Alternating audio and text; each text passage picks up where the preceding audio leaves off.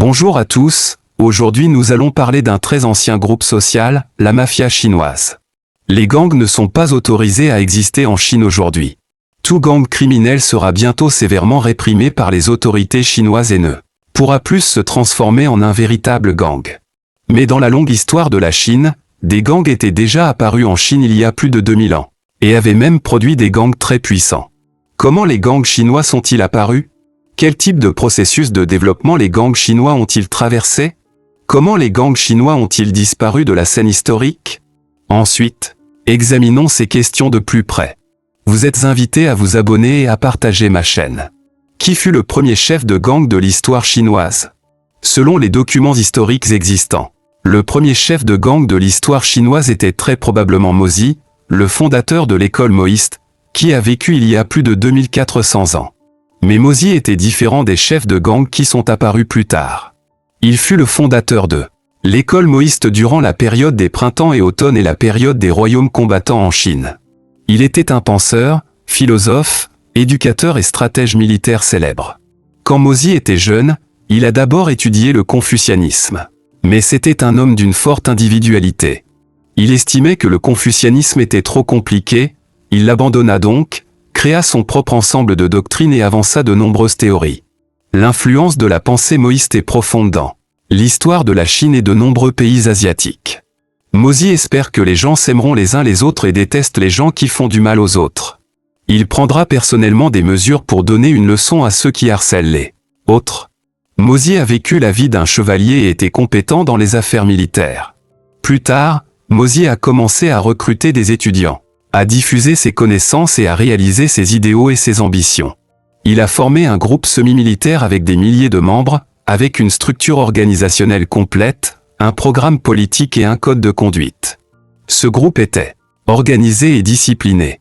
La plupart des membres de l'école maoïste venaient des classes inférieures de la société et portaient généralement des vêtements courts et des sandales de paille.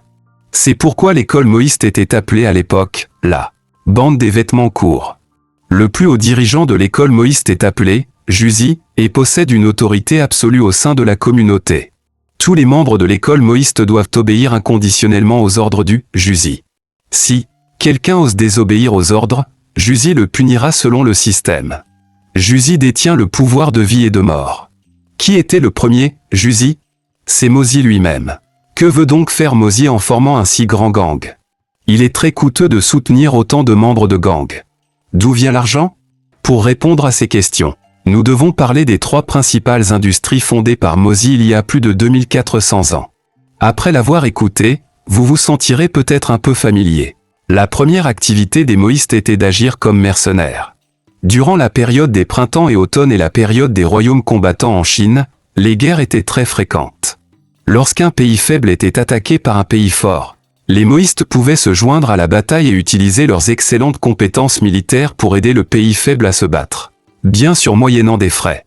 Cela peut non seulement réaliser l'idéal philosophique maoïste d'amour universel et de non-agression, mais aussi permettre de gagner de l'argent. La deuxième activité de Mojia est la vente de cours, que l'on peut également appeler paiement de connaissances. Mozi lui-même était un maître de sa génération et avait son propre effet de célébrité. De plus, les mercenaires maoïstes ont aidé les pays faibles à mener des guerres et se sont opposés à l'hégémonie, de sorte que la bonne réputation du maoïsme s'est rapidement répandue dans le monde entier. Par conséquent, de nombreux pays de petite et moyenne taille dépenseront de l'argent pour acheter des services maoïstes. Quel service maoïsme peut-il leur fournir? Il comprend principalement l'enseignement des arts martiaux, la formation des généraux militaires et la formation de l'armée. Il existe également des services plus avancés et plus chers. Les maoïstes peuvent utiliser leur propre réseau de relations pour infiltrer les hauts gradés d'autres pays afin d'obtenir des renseignements, de manipuler la politique d'autres pays et même d'assassiner les rois, les princes et les ministres d'autres pays. La troisième activité du maoïsme est encore plus directe et grossière, la vente d'armes. Mozi était très doué pour inventer et créer, et parmi ses étudiants, il y avait de nombreux artisans qualifiés. C'est pourquoi les maoïstes ont conçu et fabriqué de nombreuses armes lourdes, qui étaient des armes extrêmement puissantes à cette époque. Ces armes étaient rares à l'époque, et l'école maoïste devint le premier marchand d'armes avec une excellente réputation pendant la période des printemps et automnes et la période des royaumes combattants, faisant fortune. Pour résumer, Mozi a formé un gang, avait des mercenaires, fabriquaient et vendaient des armes, vendaient des cours, manipulaient la politique d'autres pays et commettaient des assassinats. Il a fait tout ce qu'un gangster moderne pouvait et ne pouvait pas faire. Mozi est donc l'ancêtre des chefs de gang chinois. De plus, Mozi était au sommet de ses pouvoirs dès qu'il faisait un geste. Parmi les dirigeants ultérieurs de la pègre, très peu ont pu atteindre son niveau. Mais on ne peut nier que Mozi et ses étudiants n'ont rien fait de mal. Ils formaient un groupe de personnes aux idéaux élevés et méritaient le respect des générations futures. Dans l'histoire chinoise, les premiers véritables gangs dont l'activité principale était le crime sont apparus sous la dynastie des Han occidentaux, il y a 2100 ans. Sous le règne de l'empereur Wu de Han, il y eut une période où les forces des gangsters étaient très répandues. L'un des chefs de gang les plus célèbres s'appelait Goji. Selon le chef-d'œuvre historique chinois, les archives du grand historien, Goji était de petite taille, mais possédait une forte capacité de combat, était insidieux et cruel et avait tué de nombreuses personnes. Les gangsters de l'époque venaient tous vers lui à cause de sa réputation et le suivaient. Et son gang devint très puissant. Il y a certaines choses que même le gouvernement ne peut pas gérer, mais qui peuvent être rapidement résolues en demandant à Goji d'agir. Que fait principalement le gang de Goji? Il n'a pas de ligne de fond. Il fait tout, y compris la contrefaçon de monnaie, le pillage de tombes et le vol. Il est notoire. Mais les autorités locales ne pouvaient rien faire à son sujet car elles ne pouvaient pas se permettre de l'offenser. Plus tard, l'empereur Wu de Han voulut recruter un groupe d'hommes valides pour construire son mausolée, Maoling, et le nom de Goji apparut sur la liste de recrutement. Lorsque Goji entendit cela, il devint furieux. Il a rapidement découvert que la personne qu'il avait recommandée était un fonctionnaire du gouvernement local du comté. Parce que le gouvernement local en avait assez de Goji depuis longtemps. Il voulait profiter de cette occasion pour se débarrasser de lui. Sans dire un mot, Goji envoya des gens pour se débarrasser du fonctionnaire. Mais l'empereur Wu de Han était l'empereur à cette époque, et il a convoqué Goji pour réparer le tombeau, et Goji n'a pas osé refuser. Goji s'est ensuite rendu à Ganzhong, dans le Shaanxi, et a construit Maoling avec un grand groupe d'hommes valides. Mais plus il y pensait, plus il était en colère. Après son arrivée à Ganzhong, il envoya des gens pour tuer le père du fonctionnaire. C'est très mauvais. Plus tard, lorsque l'empereur Wu de Han entendit cela, il devint furieux et envoya des gens pour arrêter Goji. Goji était très effrayé et après s'être caché pendant un moment, il a finalement été attrapé. Par coïncidence, l'empereur Wu de Han avait déjà publié un édit accordant l'amnistie à tout le pays. Cependant, les crimes commis par Goji ont été commis avant l'amnistie, il ne pouvait donc qu'être pardonné. Heureusement, Goji a survécu. Mais peu de temps après, Goji a incité ses subordonnés à tuer un érudit, ce qui a complètement mis en colère l'empereur Wu de Han, et il a ordonné l'extermination de la famille de Goji. Les histoires de Goji sont enregistrées dans les « Dossiers du grand historien, biographie des chevaliers errants » écrits par Sima Qian. En fait, Sima Qian méprisait Goji parce que le personnage de Goji était si mauvais. Cependant, Sima Qian a quand même consacré une grande partie de son temps à écrire sur l'histoire de Goji, ce qui reflète également la grande renommée et l'influence de Goji à cette époque. Pendant de nombreuses années, les forces des gangsters sont apparues les unes après les autres et ont été détruites les unes après les autres. La composition des gangs dans la Chine ancienne était très complexe, et les gangs qui dirigeaient une certaine zone se formaient facilement dans des endroits éloignés de l'empereur. Mais depuis le milieu de la dynastie des Han occidentaux, le gouvernement chinois a pris l'habitude de réprimer les gangs et d'éliminer le mal. Dans toute dynastie, tant que la situation est relativement stable, la mafia ne sera pas autorisée à grandir et à devenir plus forte. Cette tradition perdure encore aujourd'hui. Au sens large, tout groupe créé par le public dans le but de résister au gouvernement peut être qualifié de gang. De ce point de vue, de nombreux groupes qui ont lancé des soulèvements paysans dans l'histoire chinoise peuvent en réalité être qualifiés de gang. Par exemple, l'armée Chimay à la fin de la dynastie des Han de l'Ouest, l'armée des turbans jaunes à la fin de la dynastie des Han de l'Est, le culte Ming sous la dynastie des Song du Nord, l'armée des turbans rouges à la fin de la dynastie Yuan et les 108 héros de Liangshan décrits dans « Au bord de l'eau » sont tous des organisations de cette nature. C'est juste que ce qu'ils ont fait avait un côté positif. Et cela correspondait parfaitement au récit orthodoxe du changement dynastique de la Chine. Ainsi, l'évaluation du gouvernement chinois envers le public est encore relativement positive. Les gens les considèrent généralement comme des héros et ne les classent pas avec les autres gangs. Les gangs chinois au sens propre se sont développés pendant les dynasties Ming et Qing.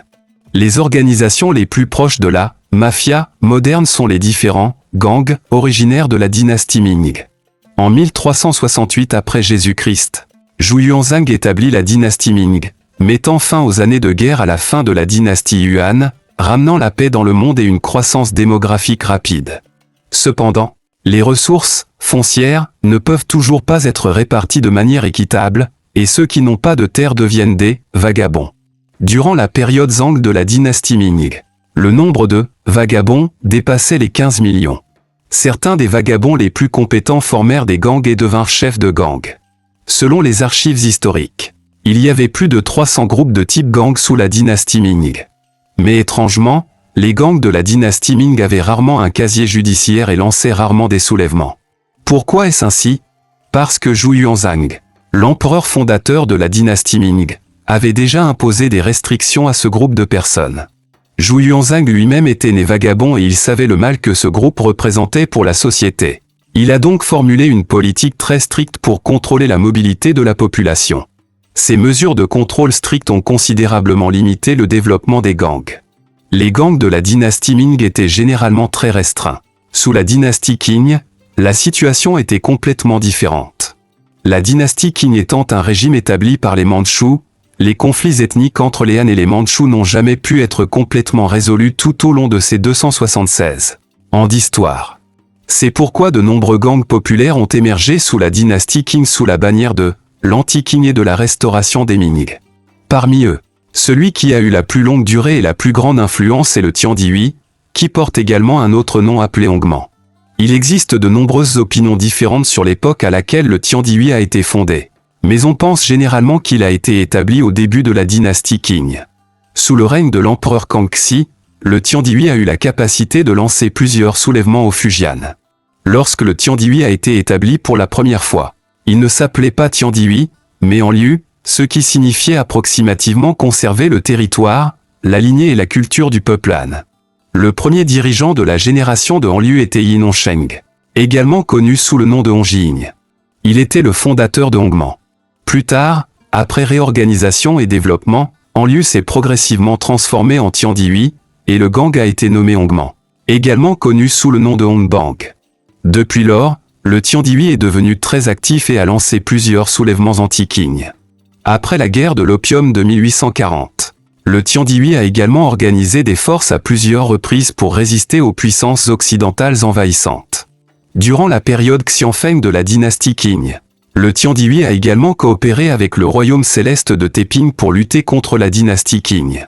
Le Tiandihui est resté résolu à s'opposer à la dynastie Qing pendant plus de 200 ans, jusqu'en 1911, lorsque la révolution Xinè dirigée par le docteur Sun Yat-sen a renversé le règne de la dynastie Qing. La raison pour laquelle la cause révolutionnaire menée par Sun Yat-sen a réussi est, dans une large mesure, due au pouvoir des gangs.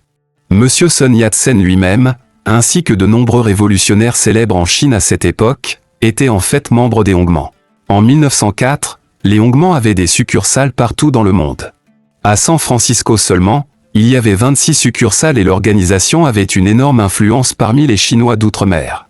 Cette année-là, Sun Yat-sen, dont la cause révolutionnaire a subi des revers, a été contraint de fuir à nouveau vers Honolulu, aux États-Unis. Il a été témoin de l'énorme influence des Hongman. Présenté par un dirigeant de Hongman, Sun Yat-sen a rejoint la branche de Hongman Zigontan à Honolulu, aux États-Unis. Sa position était un bâton rouge à double fleur, qui signifiait presque la même chose qu'un ancien des forces de l'ordre. Cela a amené la cause révolutionnaire de Sun Yat-sen à une nouvelle étape. Grâce au système organisationnel de Hongman, il a contacté des patriotes de tout le pays et a mené des activités anti-Qing. Après cela, Sun Yat-sen organisa et lança de nombreux soulèvements, et les principales forces armées participant à ces soulèvements provenaient toutes des Hongman. Chaque fois qu'un soulèvement échouait, les révolutionnaires dirigés par Sun Yat-sen devaient s'exiler à l'étranger.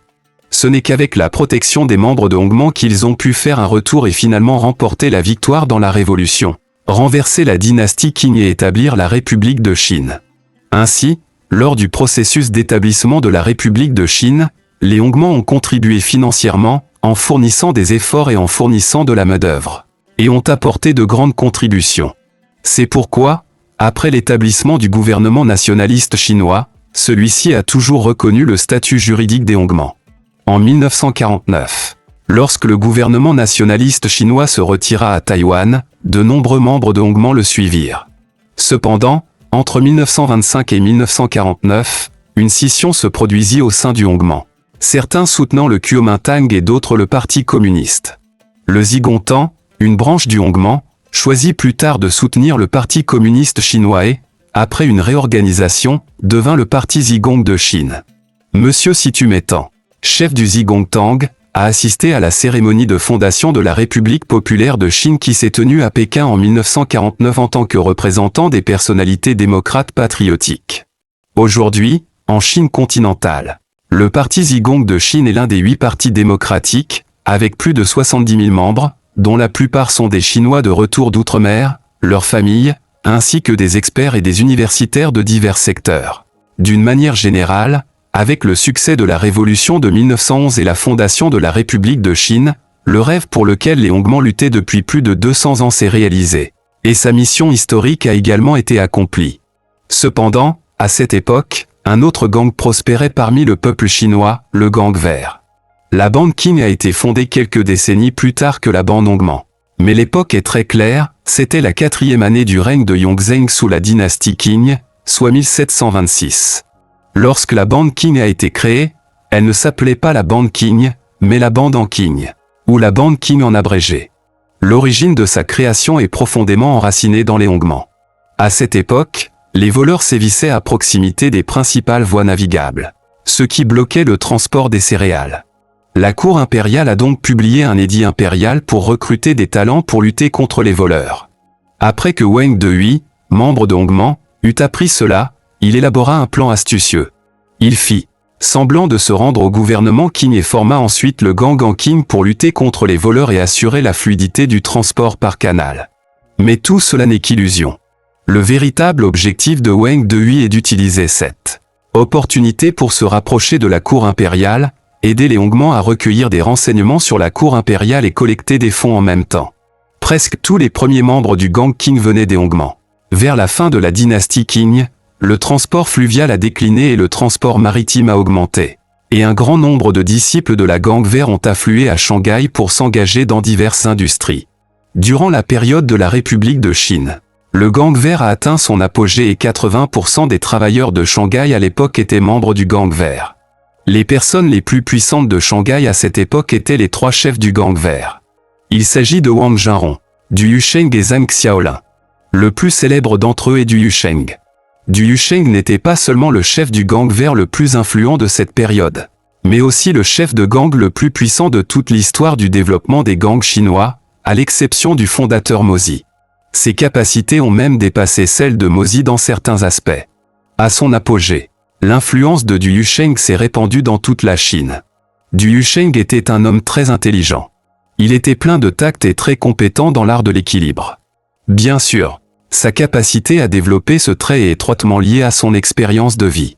Du Yusheng a perdu ses 2 parents lorsqu'il était jeune et n'a jamais reçu beaucoup d'éducation.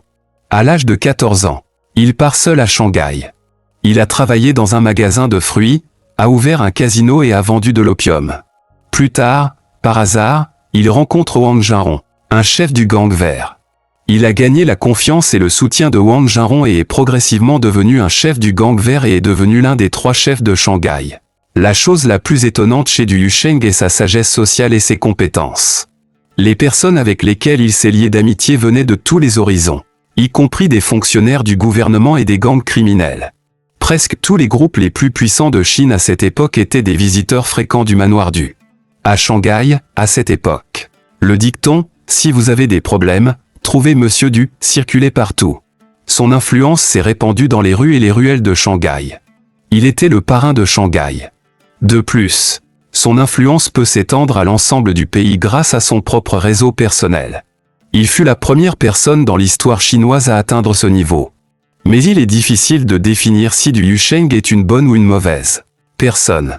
Du Yusheng était décisif et redoutable lorsqu'il s'agissait de questions dans le monde souterrain. Mais chaque fois qu'une catastrophe se produisait dans différentes régions de Chine, il utilisait son influence pour appeler tous les secteurs de la société à fournir conjointement des secours. En apparence, Il entretenait une relation étroite avec Chiang Kai-shek, qui lui avait même promis qu'il serait maire de Shanghai après la victoire de la guerre anti-japonaise. Mais secrètement, Du Yusheng apportait discrètement son aide au Parti communiste chinois. Il a participé au massacre de nombreux membres du PCC, mais pendant la guerre de résistance contre l'agression japonaise, il a pris l'initiative de faire don gratuitement d'1 millier de masques à gaz à l'armée de la 8e route. De cela, nous pouvons voir que la façon dont le chef de gang du Yusheng gère les choses est très fluide. Il semble toujours se laisser une porte de sortie et ne fait pas les choses de manière trop drastique. En 1949, le Parti communiste chinois a secrètement contacté Du Yusheng, espérant qu'il resterait à Shanghai pour aider le gouvernement à gérer ses membres de gang. Mais après mûre réflexion, Du Yusheng a choisi de fuir à Hong Kong. Pourquoi ? Parce qu'il savait dans son cœur que l'aide qu'il avait apportée au PCC était bien moindre que la vie des membres du PCC qu'il avait tués lors du coup d'État du 12 avril 1927. Les fins de vie des 3 chefs du Green Gang étaient très différentes. Lors de l'invasion japonaise de la Chine, Zhang Xiaolin a fait défection aux Japonais et est devenu un traître. En 1940, il fut abattu par son garde du corps personnel Lin Huebu. En 1951, le légendaire gangster Du Yusheng meurt à Hong Kong des suites d'un accident vasculaire cérébral. Avant sa mort, Du Yusheng a brûlé tous les billets à ordre, qui représentaient une immense fortune. Pourquoi a-t-il brûlé tous les billets à ordre ? Parce que ceux qui lui devaient de l'argent occupaient tous des postes élevés, il ne voulait pas que sa famille ait des ennuis. Le magnate du gang vert ayant vécu le plus longtemps était Wang Jinrong. Il est décédé au manoir Wang à Shanghai en 1953 à l'âge de 85 ans. Son travail dans ces dernières années était celui de nettoyeur à Shanghai. La disparition des 3 magnats du gang vert a marqué la fin de la période de pointe des gangs chinois. Depuis lors, bien que certaines organisations criminelles aient émergé en Chine continentale, à Hong Kong, à Macao et à Taïwan, aucune nouvelle organisation n'a été en mesure de prendre une ampleur aussi grande ou d'avoir autant d'influence que les gangs qui l'ont précédé dans l'histoire. Parce que l'ensemble du territoire chinois est entré dans une longue période de répression des gangsters et d'élimination du mal, qui se poursuit encore aujourd'hui. La Chine continentale a aujourd'hui adopté une position de haute pression et de tolérance zéro à l'égard des forces criminelles. Une fois que quelqu'un forme un gang criminel, le gouvernement chinois le détruira rapidement et complètement. Il n'y a donc pas de gang en Chine continentale, à Hong Kong et à Macao aujourd'hui. Les anciens gangs de Hong Kong et de Macao se sont depuis longtemps reconvertis dans des activités légales. Parce que ça rapporte plus d'argent qu'être un gangster et qu'il n'y a aucun risque. Que pensez-vous des gangs en Chine ? Tout le monde est le bienvenu pour discuter. Bienvenue pour vous abonner à ma chaîne, à la prochaine.